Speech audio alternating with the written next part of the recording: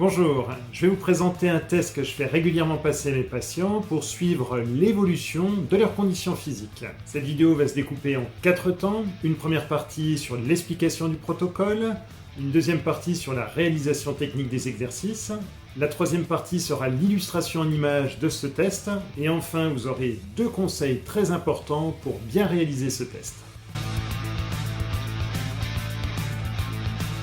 C'est le protocole 4Time 21-15-9 Squat Pompe Burpees. En gros, la personne doit réaliser 21 squats, 21 pompes, 21 burpees, puis 15 squats, 15 pompes, 15 burpees, et enfin 9 squats, 9 pompes, 9 burpees. C'est un protocole 4Time, c'est-à-dire que pour mesurer les progrès, il faut mesurer le temps que met le sujet pour réaliser l'ensemble du protocole. Vous lancez le chronomètre au début du protocole, et vous arrêtez le chronomètre quand toutes les répétitions sont réalisées.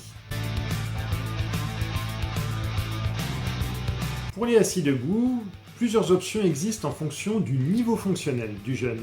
2 erreurs à ne pas commettre quand on donne les mains. Quand les mains sont trop près du sujet, ça l'empêche de se pencher en avant pour se mettre debout. L'autre erreur possible en donnant les mains, on aurait tendance à tirer l'enfant.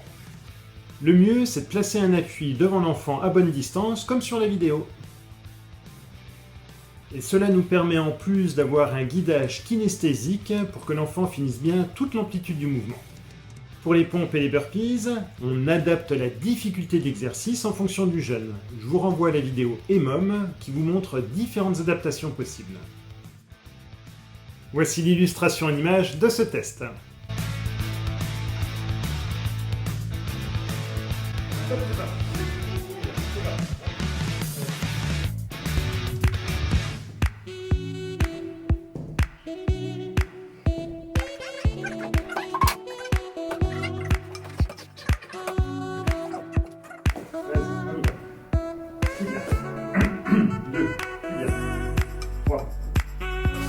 C'est bien là. 5, repose-toi. Repose-toi un peu. Repose. Des fois tu te reposes quand t'en peux plus. Bah oui. C'est reparti. Allez, vas-y. 6, 7. Si j'ai compté vite. Et va faire.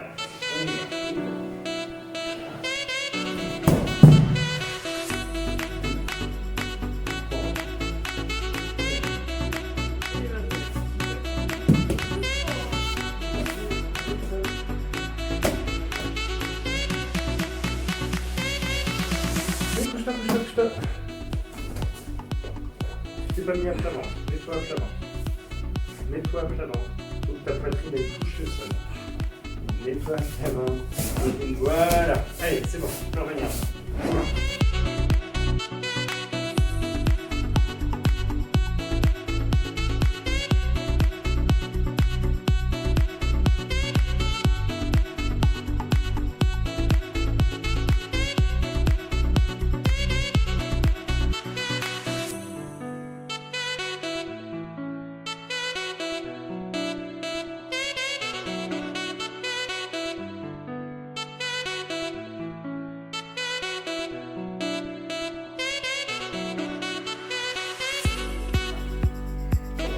Allez, 8.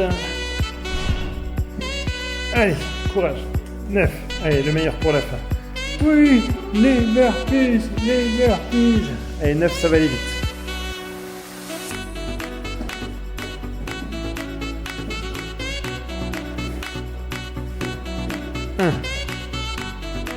Jambe gauche en avant, quand tu remonteras.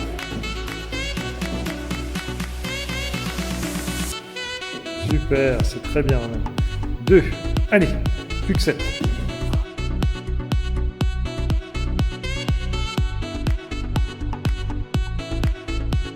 Oui, bravo. On t'es fier de toi. C'est bien. Oui. Bravo. Moi. Et plus debout. Debout.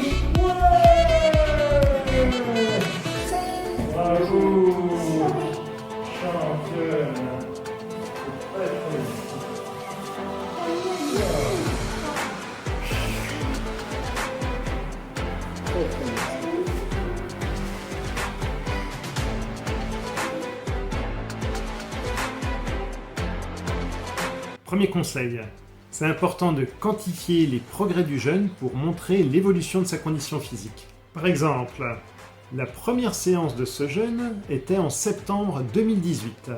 Il avait mis 11 minutes, mais 11 minutes pour réaliser 21 squats, 21 pompes, 21 burpees, 15 squats, 15 pompes. Après, il n'y avait plus personne. Il n'a pas réussi à finir le test. 2 ans et demi plus tard, il termine complètement le test en 5 minutes et 12 secondes. Incroyable. Ça réveille. Deuxième conseil important, soyez bien strict et rigoureux au niveau de la réalisation des exercices pour que les tests soient comparables. Imaginez, le jeune fait le premier test et à chaque assis debout, il finit pas son extension.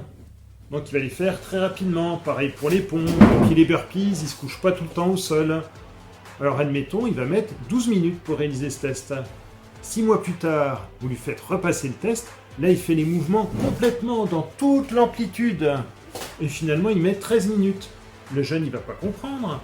Il va dire, j'ai bossé pendant 6 mois, je pense avoir progressé, je fais un moins bon temps. Donc c'est pour ça, il faut veiller vraiment à être rigoureux dans la réalisation des exercices. Allez, en cadeau, je vous livre un troisième conseil. N'oubliez pas de lancer le chronomètre. Ce serait véritablement frustrant pour le jeune de s'être donné à fond et de ne pas connaître son temps. Bon courage aux jeunes pour ce test qui est costaud. Pour les adultes, les professionnels, les parents, n'hésitez pas à faire également ce test pour vous rendre compte du mérite des jeunes et de leur performance. Bon entraînement et prenez soin de vous.